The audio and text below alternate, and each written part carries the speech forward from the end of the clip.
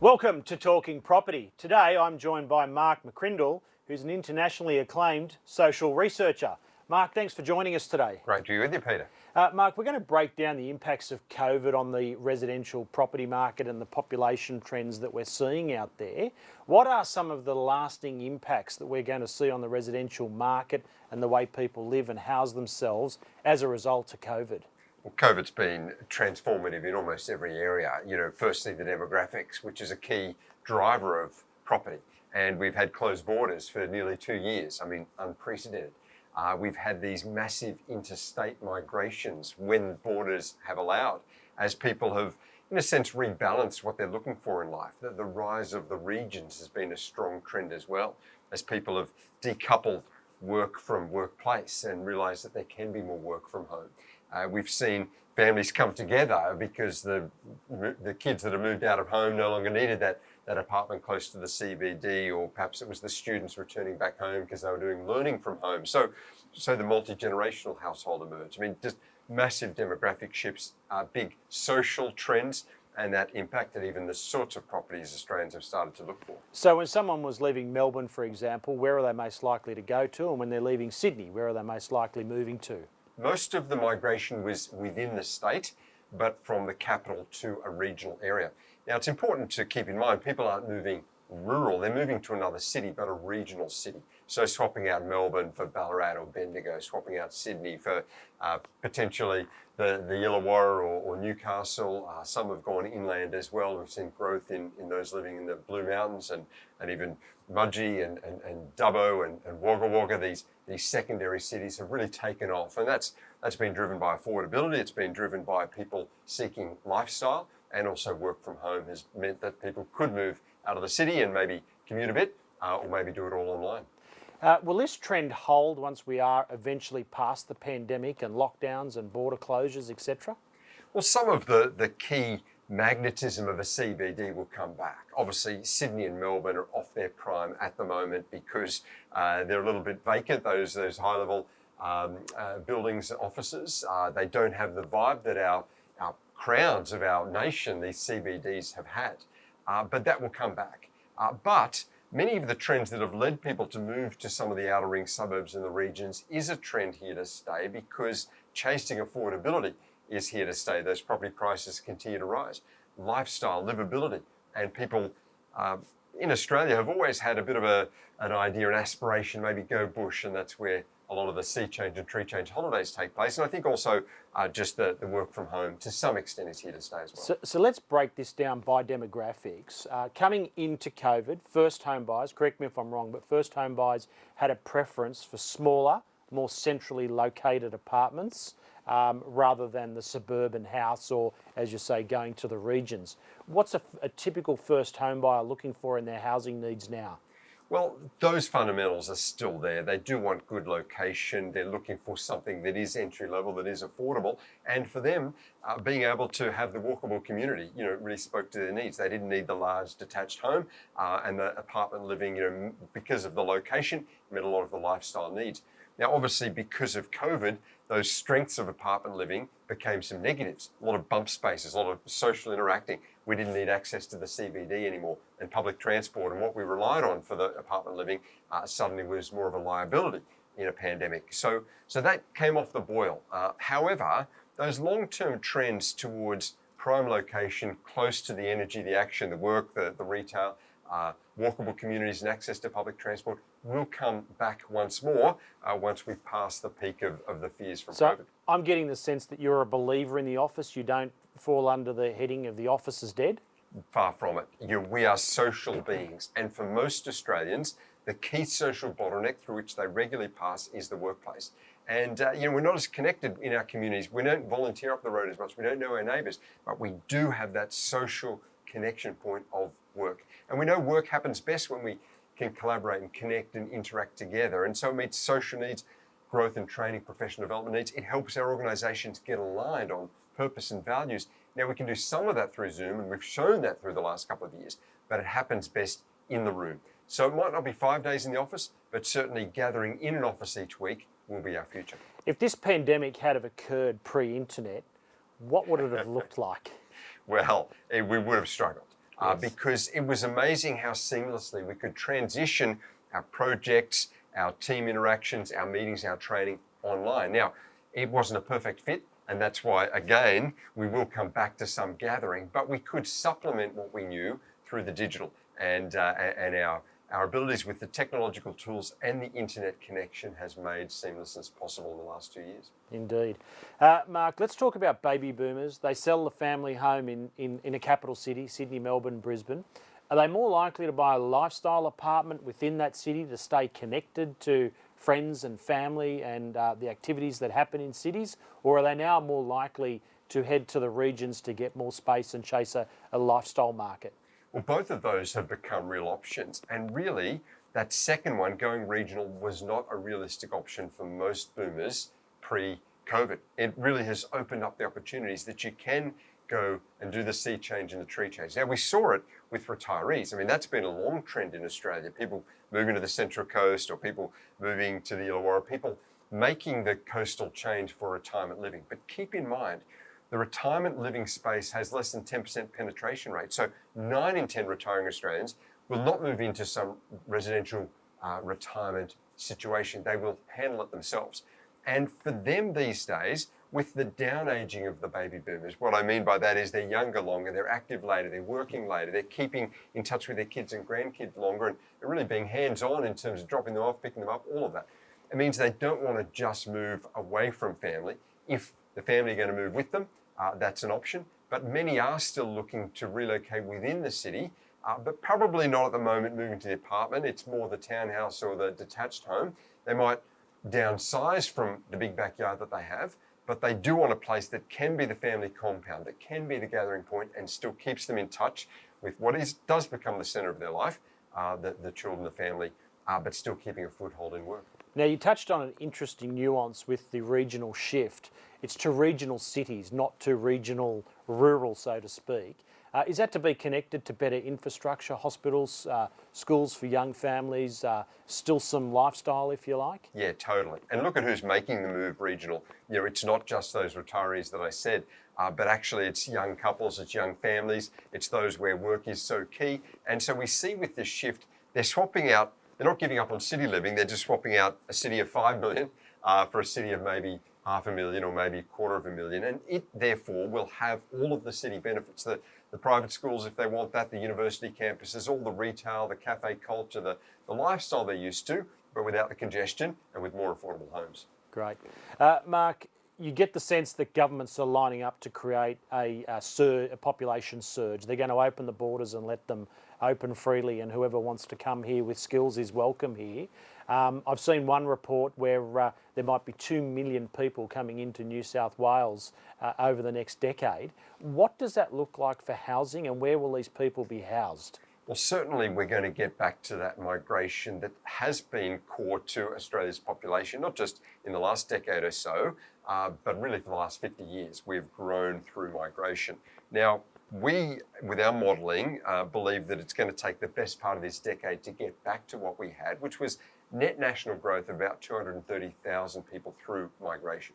And that was the bulk of our population growth. It's going to take a while to get back to that. And we may even settle more like the 200,000 net growth per annum. That's nationally? That's nationally, which means Sydney will probably end up, and really with overseas migration, it's about Sydney, not so much New South Wales, maybe the 70,000 net annual growth through migration. So it's going to take a while to get back to that. And, that was mainly international students, it was skilled visa holders, a little bit of family reunion in that mix.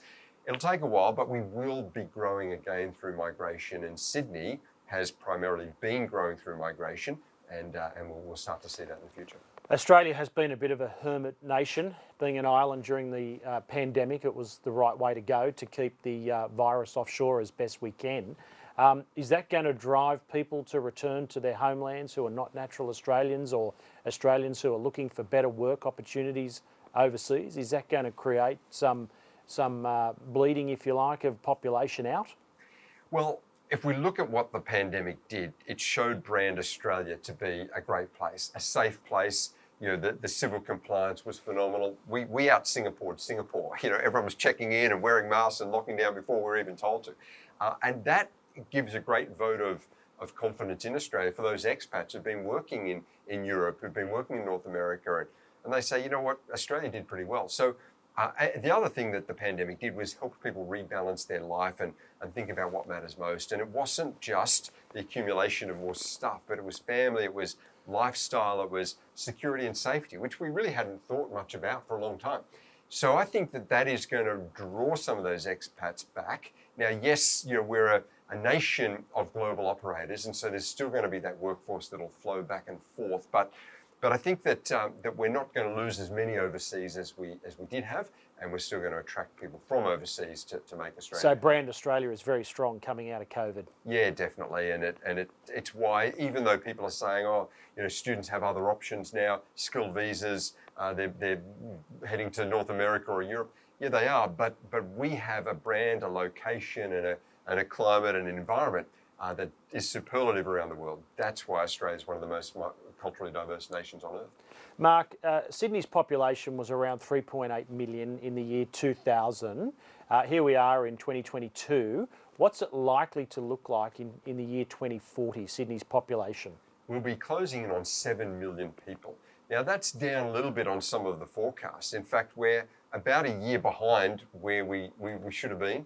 In other words, we're probably, if we just take the forecast to the next decade, the 2030s, we'll be about 300,000 fewer than the pre-COVID forecast. So we've lost a little bit of the heat of that growth, but that's probably beneficial because still to get to 7 million people in 2040 is solid growth.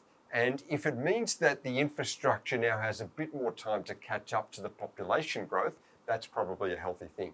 Australia, and particularly our capitals of Sydney and Melbourne, were overshooting what the city planning was prepared for. And you see that on the roads, the public transport, the waiting lists, the congestion. That's the challenge. Now, if we can pare back some of the growth, have it a bit more sustainable, we'll end up not only with the economic benefit that comes from growth and migration, but we'll have the sustainability of it there and the lifestyle, so that we won't become a victim of our own growth and success. It'll be a bit more of a planned path. So hopefully during this pandemic, as the population eased or pulled back a bit and infrastructure spending kept happening to keep the economy turning over, infrastructure might get in front of the population surge. Is that the thought pattern? That's right. And that's certainly with no growth over the last nearly 2 years, infrastructure has powered along, which is great. So there is a bit of catch up there, and that's going to be helpful. But the other thing is that it's not just about Sydney and Melbourne anymore as we think about Australia. I mean, 40% of our whole population lives in these two cities.